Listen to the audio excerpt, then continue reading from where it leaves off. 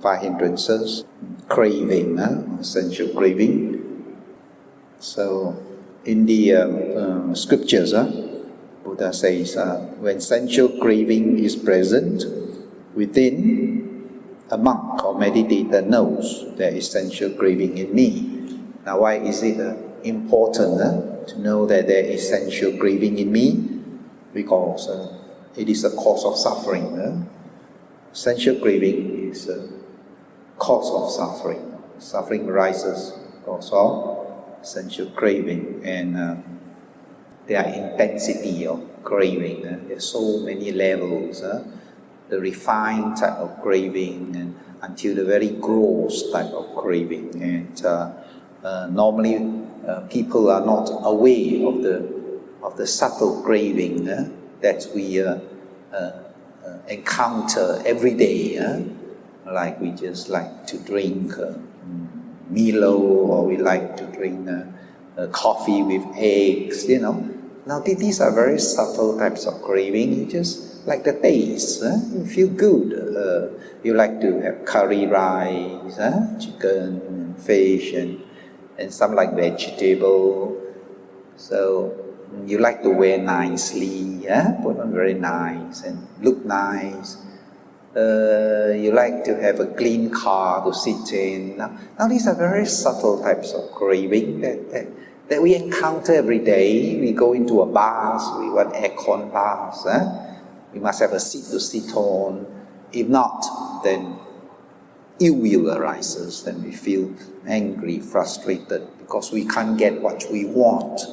Our desire not satisfied, so we get angry. But we do not notice the craving that arises in our mind. And they are those subtle craving that becomes habitual. We do not notice it because we don't see them as suffering. We don't see them as a cause of suffering. Because when craving arises, we see them as happiness. Right? When craving arises in our mind, it arises with happy feeling and equanimity feelings. There are two types of feeling arising in craving consciousness or craving mind. Depending on the intensity of the craving lies on the objects, whether it is very pleasant objects. Now, if it is a very pleasant object, that the craving becomes more enjoyable, because the object is very pleasant. Like you have very nice food. You see the food on the table and there's so much varieties. You go for a buffet dinner and you see, wow, there are 30, 40 types of food on the table, and look at that, and the craving arises. It's, wow, there's so much things to eat. Now, which one to eat first? And some of them, they put a lot into their plate where they can slowly enjoy various variety. And so the craving, and it gives them a lot of enjoyment because the objects are very pleasant. Again, they do not see the suffering, they do not see the pain in their craving, because craving consciousness arises with pleasant feelings. It looks at that, it's so pleasant. They don't see any suffering in that. If they have money to eat, they have savings and it's not much, So they don't see any pain in it. And they enjoy it. And they say, okay, I'll come again tomorrow, or I'll come again next week when I'm free. So they don't see the suffering. They only see the happiness. That is why craving is so strongly anchored in our mind, and that gives rise to the rounds of birth and death, to the suffering.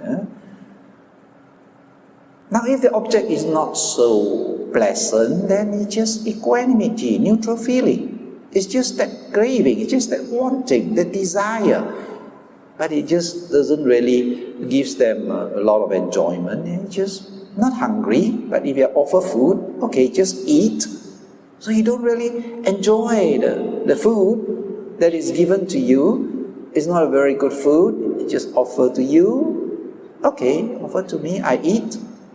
or just give you a drink, a cup of drink. Okay, I drink, that's it. But you don't really enjoy. So it's equanimity. So therefore, craving consciousness is very hard for us to get rid of because of what? Because we don't see the pain in craving. The nature of craving always arises. It's pleasant and it's neutral, right? So there's no need to get rid of it unless you see the pain, then you get rid of it. You see the pain, then you don't touch it. If you see it's a fire, then you touch the fire because you get burned. But if it's not a fire, it's cooling aircon. You don't see a need to get rid of aircon. You're enjoying the aircon. There's no need to get rid of it, right? Because you enjoy it. Why is there a need to get rid of it? There's no need. But the suffering follows, the cause of suffering, when you don't get what you want, when the attachment becomes very strong. I give you the example. Recently I heard of this lady, and she's in Western countries, and she's a Christian and a friend of my friend. She's retired and the husband passed away, and she has 2 dogs. And so she spent her Christmas celebration with her 2 dogs. She'll buy all the nice food for herself and for the dogs, and she put up the Christmas tree and put the music on, and so for a few years, Christmas, she celebrated with the 2 dogs that she loved. And the 2 dogs, being old, passed away too, and she became alone. My friend visited her, and she says that the whole world is so empty. It's just empty. It's as if nothing is worth living anymore. It's just loneliness. It's just that there's no more hope. There's no more joy. There's no more happiness for her in life. Because her loved one passed away, and the 2 dogs also passed away, and she's alone. Even though she has money, but she feels lonely. So it doesn't matter whether she lives or dies. It doesn't matter at all. Because the world is so empty. Now it is only after the attachment, after losing the things that you precious, that you enjoy, that you're so used to, gives you a lot of happiness. And once it is not there, then follows the pain. What is the pain? The pain is the ill will, the dosa citta in Pali. It follows. Now dosa citta, ill will cannot arise without attachment. But it is the attachment that brings the suffering, the ill will. Because you want something that you can't have, that again, you feel dissatisfied, angry, frustrated, deprived. That's where suffering is. That is called ill will, dosa citta. And so dosa citta is actually suffering itself. What is ill will consciousness? Ill will consciousness is mental pain, because it is always arises with painful feeling. Painful feeling. Somanasa is happy feeling, domanasa. It always arises with painful feeling. So there is mental pain, mental suffering. So I told you last week that an arhat, those who have attained, really attained to sainthood, arhats, they have no more mental suffering because they have no more attachment. They have no more attachment. So therefore there is no more suffering. And an arhat mind always arises with what? With happy feeling and neutral feelings. There's only 2 types of feelings in the mind, arising in the mind of an arhat. Somanasa and upekha. Happy feeling and neutral feeling, never ill will, that is suffering, mental pain. Even though the body feels the pain, but the mind do not feel the pain. Mind is free from pain. Mind no more have ill will arises, because there is no more attachment. So it is important, the Buddha says, that O monks, a monk knows when there is sensual craving arises in the mind. A monk knows. So is a meditator. Meditator knows. Why he knows? Because he's trained to know. As a meditator, we are trained to know what is this craving, what type of craving. Is it strong? Is it weak? Is it medium? If it is a weak craving, then it's hard to detect unless your mindfulness is very sharp and very strong. Then you can detect subtle craving. Otherwise, gross craving, generally meditator can detect. Why is it important to detect even the gross craving? Because if you do not detect the gross craving, then it gives rise to body action. Because when it becomes strong, mentally becomes strong, it gives rise to physical action. Then there is killing, stealing, lying, sexual misconduct, and intoxicant. Then a person breaks precepts. That becomes strong. When we break precepts, means that it has become strong. The craving has become strong. We kill. People kill because of greediness. Because they want to steal. They kill because they want to eat. Enjoy the flesh of those living beings. Why they steal? Because they want to enjoy, take the money and they enjoy themselves. Lying because they cheat so that they can have a lot of money. Sexual misconduct because they want to enjoy the sense pleasure. Intoxicant, they take drugs. So, for a meditator, if they are not aware of these sensual craving, then when their mind is built up and strong in craving, then it is not peaceful, it is not balanced, then they can't meditate. So when they sit down, they find the mind going all over the place. The mind wants this, wants that, the mind wants to drink, the mind wants to see, the mind wants to go home, the mind wants to see television, want to hear music. The mind feels very dull, feels very bored. Why? Because of craving. The mind wants something. And not sitting, of course. The mind wants something, searching for enjoyment. Not sitting there rising and falling, because there's no enjoyment in rising and falling. Is there enjoyment in rising and falling? Do you enjoy that?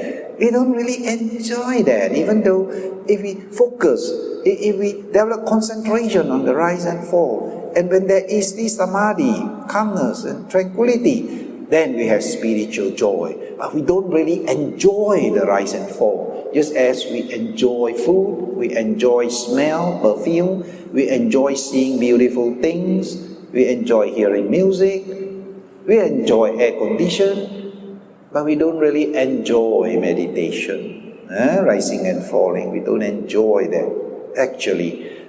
Then why do we do it? Do it because of wisdom.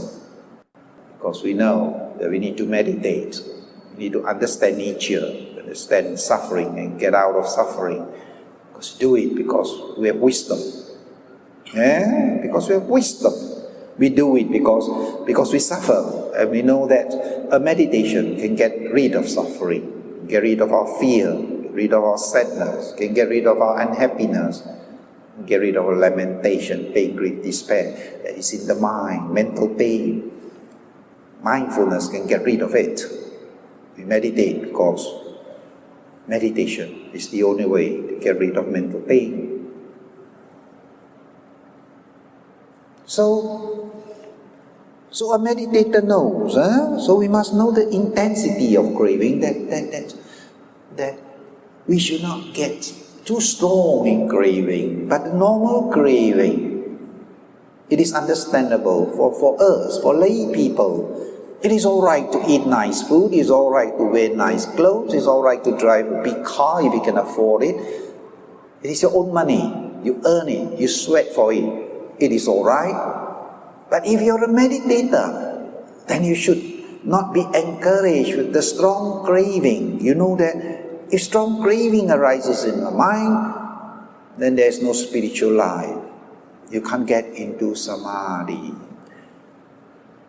When defilement is strong, concentration is weak. When concentration is strong, defilement is weak. When there's no light, it is darkness. When darkness is, there is no light. So you need to know. Why do the Buddha say that we must, a monk knows? Why must he know? First and foremost, because it's the cause of suffering. We must know, because it brings so much pain.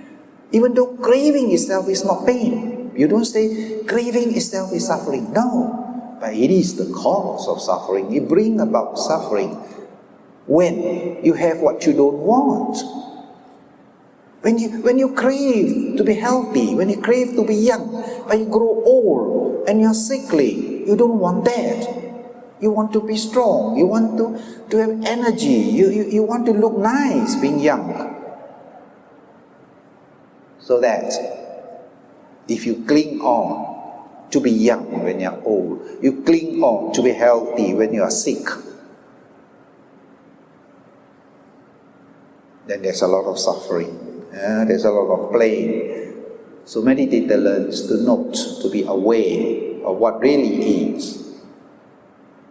Meaning to say, you know that in life, when there is birth, there is old age, there is decay.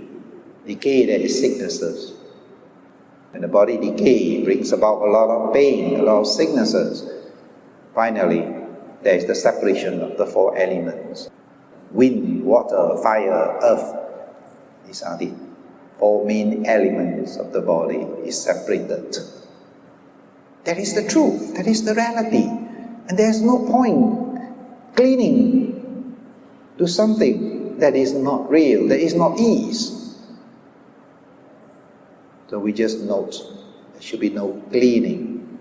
It is what it is, or suchness. So, what is this craving? This craving is, of course, desire, this wanting, this longing. For what? For pleasant objects. So what is the arising? So a monk knows the arising of craving. So, why does it arise? Because there are pleasant objects in the world. We are born in the world with a lot of pleasant objects as human. Where else in the lower world, they do not have so much pleasure. They don't have so much pleasant objects. But humans are born with a lot of variety of pleasant objects, seeing, smelling, tasting, touching. There's so much beauty in human world, and so is the ugliness. We're in the world of opposites. Both opposite ends. It can be so ugly, it can be so beautiful. We are at two opposite ends. And the fact is, in this world there are varieties of so pleasing and pleasant objects. If your karma is good, you really could enjoy yourself. Really enjoy a lot of pleasure that you can have in this world. If you have the money, of course. So, the cause of its arising, because there are pleasant objects and because we are born with the senses. Right? We are born with the seeing consciousness, seeing base, hearing, smelling, tasting. Unless one is born without the eye base, then he doesn't enjoy seeing. Because there's no way he can enjoy seeing. Right? Or he's deaf, he cannot enjoy music. There's no way, because the conditions are not there. So when the conditions are there, when it comes together, then arises the craving consciousness. When they come into contact with pleasant sound, pleasant feeling arises. And because it is pleasant feeling arises, craving arises, wants to enjoy the object for a longer period of time. So we prolong pleasure. We belong. We try to lengthen our happiness, our mental pleasure by lengthening it. Right?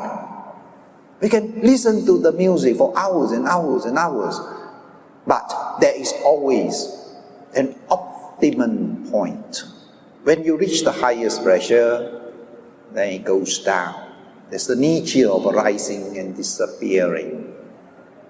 And pleasure, happiness, riches is stopped. Then it is on the way down. So it cannot be sustained. That's why we need to renew it When it goes down, we need to renew pleasure again. After we see too much, then we need to hear. After we hear 1 hour, 2 hours, we get tired. Because there's no more pleasure. If you keep on listening for a long, long time, it has reaches its optimum, highest point. Then we say we go for food. We want to have nice food. Then, what do? Then we go from senses to senses in order to prolong the happiness. If we have 5 senses, then we enjoy each senses. As the other goes off, then we go for the other one, seeing up to the point where we don't need it, we can't enjoy seeing anymore. Then we go for tasting, then we go for touching.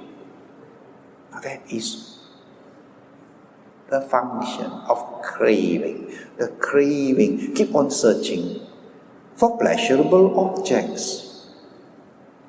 But what is worldly happiness all about? What is happiness? Happiness is, worldly happiness is, when the pleasant objects come into contact with the senses. And so our happiness varies. It can be goes up to very, very happy, or just happy, or medium happy, right? So it varies. The degree of happiness varies according to the objects that are pleasant, very pleasant, or just like pleasant objects. So if very pleasant objects, for example, what is a very pleasant object? You buy a lottery, wake up in the morning and you look into the newspaper, you got first prize of $3 million. You think that is very happy? Unless you already got 30 million, then 3 million, no, there's only 10% of what I have. Then you're not very happy, because you compare to what you already have. But if you have only $300 in your pocket and you get a first prize of 3 million, you live on mental joy. You don't feel hungry the whole day, or 2 days, 3 days, no need food. You live on mental joy. Just thinking of it, only, just the thought, wow, this 3 million. What am I going to do with 3 million? The attachment to the money. Only when fear arises, then suffering is. This 3 million. What am I going to do? What if somebody take my ticket? If I go to the office, this fella go and change a false one for me, how? I cannot eat, cannot sleep. Then fear arises. Fear of losing the 3 million. Then only the suffering is. I read in the papers of this man, he got first prize, and the next day he disappeared, and the wife also don't know where he is, and the children also don't know where he is. Why? Because he say better run now. After people come after him for money, relative also come after get kidnapped, after this and that. So he disappeared. So imagine that, first prize, and he disappeared. Why? Fear arises in him. The happiness turns into suffering. Right now, so much happiness one moment, the next moment so much pain, because fear is pain, mental pain. Ill will, we call it dosa citta. Dosa citta is suffering, it's mental pain.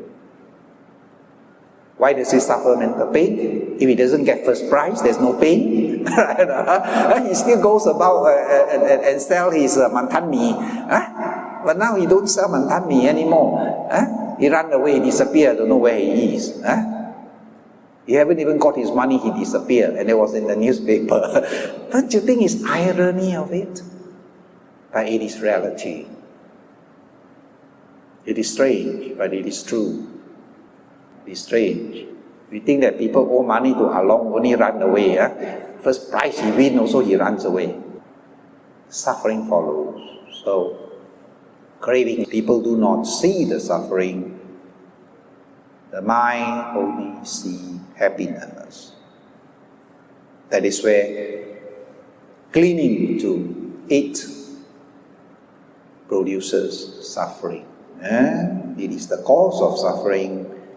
But craving is not suffering itself, because the nature of craving produces a lot of pleasant feeling and neutral feeling. There's no pain. There's no pain in craving. Just the idea, just the thinking of it, that wow, next year I retire, no need to go to office, wow, gives so much joy. No need to wake up so early, no need to get stuck in the jam, wow, so much joy. And my EPF waiting for me, even more happy. Right now, right? Just the idea only, the thoughts that arise in the mind only produce so much joy. Don't you think so? Yes or no? Do you think it's joyful or it's sorrowful? It's joyful. Attachment brings pain. My friend told me only when he just think of his grandchildren only, he smiled already. I said, what you keep smiling for? I'm smiling. Yes lah, you keep smiling lah. Don't know lah, my grandson came into my mind. Just thinking of the grandson only. So happy, keep on smiling. He said, oh, so happy. That's so funny, my grandchild, like that. Attachment. So attachment, we don't see the pain in attachment. We only perceive the happiness. So therefore, as a meditator, you need to see. You need to know. So the Buddha says, you need to know, because it brings about suffering. Itself is not suffering, but it's camouflage. It's like cover up the suffering, like the fish eating the bait, but do not see the hook. Yeah, that's it. Until he get caught now. Next we come to this second one. When craving is absent within, he knows there's no sensual craving in me. Now that is again important to know. There is no sensual craving in me. Now how do you know? When is it when there is no sensual craving is me? You think that every time there is sensual craving? Not necessary. Not necessary. So a meditator knows. Now, when is there no craving in me? When is sensual craving is absent in me or within? When is it? When we are meditating. When you put your mind there, rising, falling. There's no craving, there's mindfulness. Whenever there is mindfulness, there is no craving in the mind. When you're listening to the Dhamma, you're listening to this Buddha's teaching, there's no craving in your mind. Some people say, hey, Brother James, when we meditate, exactly every day at this time, don't you think we are attached? I say, no. When you're doing something wholesome, there's no craving. There's no craving. Only when you're enjoying, then there is craving.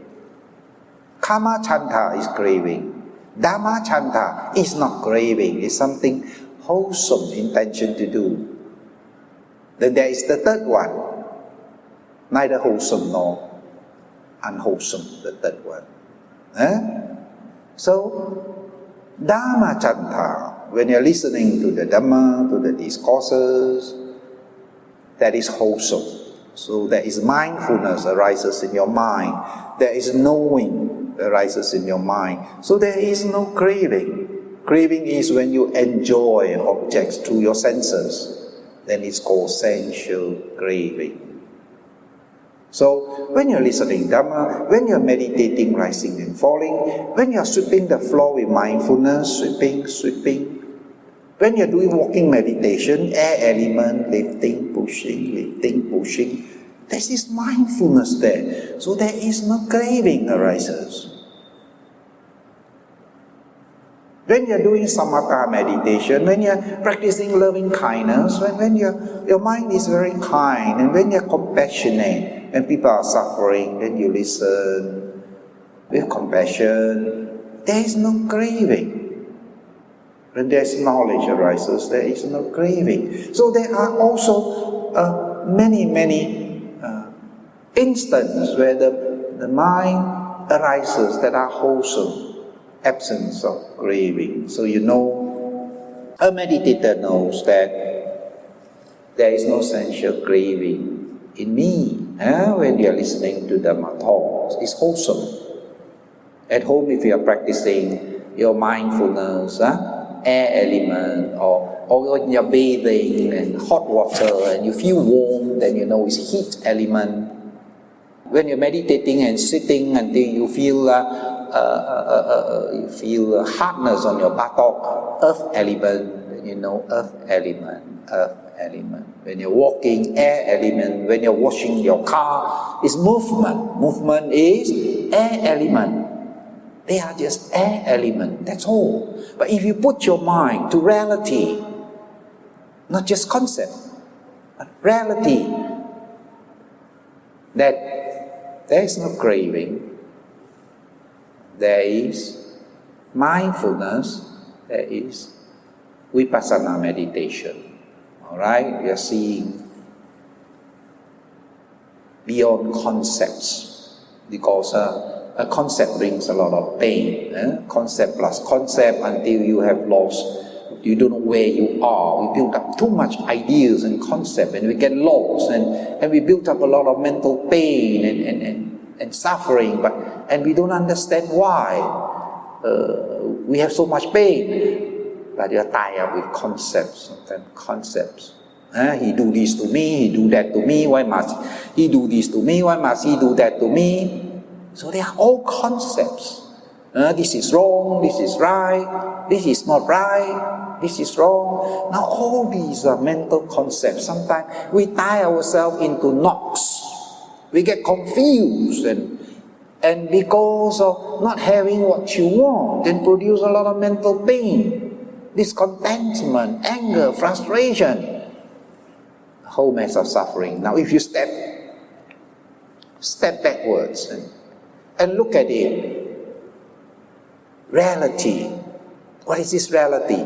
Mind and body. What is mind? It just arises and fall away. It's just thoughts. What is body? Body is just element. Now if you step and see things as they are without forming your own concept, plus and minus, then the mind is free from disturbances. It's just thoughts. Sometimes it's wholesome, sometimes it's unwholesome. Yes, as the Buddha say, internally the phenomena is like that, externally the phenomena is like that. Why do you get angry at that person? Because he is full of, he's no good, he's thinking a lot of rubbish. Well, the same thing occurs in your own mind as well. You're thinking a lot of rubbish as well. It's the same phenomena. It just arises. If you note it, it just passes away. If you don't note it, if you're not aware, then it builds up, then it forms. It forms more concepts. And if it is unwholesome, then it produces mental pain. Because thoughts itself brings pain. The thinking itself brings pain. If you think unwholesome thing, it brings a lot of mental pain, a lot of suffering, discontentment, sadness, dissatisfaction. So again, on the third point, the Buddha says he knows how sensual craving comes to be. I've said before, how it comes to be when the mind is unrestrained, uncontrolled, without mindfulness. Then sensual craving comes to be unrestrained. If we practice restraint, then craving cannot enter our mind. Restraint means there are things that we take note of, that we should not do this, because it brings about craving. When the various conditions are present, right, it brings about craving. When there are pleasant objects, when there are contact with the senses, then craving arises. So if you absence the contact, then craving do not arise. Context brings out a lot of craving. Contact. You know what contact is? Passa in Pali, contact. If you go to a food court, it brings out a lot of craving. If you go to a buffet restaurant, it brings out a lot of craving. And not to say you can't go, you can go. Make sure you don't overeat and get stomach ache. That's all. That will be the resultant of greediness. context. That is why sometimes when I'm invited to a buffet, I would rather restrain. I would rather say to myself, no, I'm not going. We tend to eat too much, tend to be greedy when you see so much food. And then you say, Bo cha si pun. You already paid for it. And if you don't eat, you eat like a rabbit, you're going to lose a lot of money. So you say you get your money worth. That's where you overeat and then you suffer. In other words, the food don't digest because you eat too much. Then get constipation. The whole mess of physical suffering follows, and so is mental suffering. So context, right? And again, when craving roots become strong, it motivates the formation of craving consciousness. When the craving builds up, and if we keep on conditioning our mind to crave for things, if you always say, you want this, you must have these, you condition your mind to have strong craving, then craving will arise very frequently because you condition, because it has become rooted, the craving has become strong, and so it keeps reminding you. So it keeps reminding you that I want this. So in other words, these are the conditions when concentration is weak. So craving consciousness easily arises. The fourth reason for the arising of craving is when concentration is weak. When you know you have very strong craving, then you know your concentration is thorough. Your concentration is very weak, so you better need more concentration. Because when concentration is developed, then it suppresses craving. Craving cannot arise when concentration is strong. When a samadhi, when a peacefulness of the mind, tranquility, it does not need to satisfy the senses. That is the phenomena of a peaceful mind. When samadhi arises, it comes with contentment.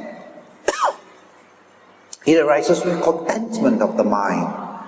So contentment of the mind, it does not seek to enjoy the senses. That is the citta niyama. We call it the phenomena of the mind. The phenomena. Citta. Niyama is a phenomena. It's just like that. It's just that when there is light, there is no darkness. You say, why? Why when there is light, there is no darkness? It is like that. It is a phenomena. So is the mind a phenomena that when calmness arises, it is fully satisfied. It does not need craving. It does not need satisfaction of the senses. So that is the reason. The fourth one, he knows the discarding of arisen sensual craving comes to be. So this is part of our meditation. We call it Dhammanupassana, the fourth foundation of mindfulness. What are the three foundations? Three foundations that you are practicing: watching the body, bringing out mindfulness of noting the body element, air element, and the other three. Watching the mind, right? Cittanupassana, what arises in your mind, then you're aware of what arises in your mind, okay? And feelings, three types of feeling: pleasant, unpleasant, neutral, that arises in your mind. The fourth foundation is more to learn. There are more to learn, more things to learn than just watching the arising and disappearing. You must understand what it is, how it arises, how it passes away, how you deal with it, passes away, and then to prevent it from arising. So the Dhammanupassana is more deeper form of meditation. It's more deeper. Sadhu, sadhu, sadhu. Good night. Drive carefully.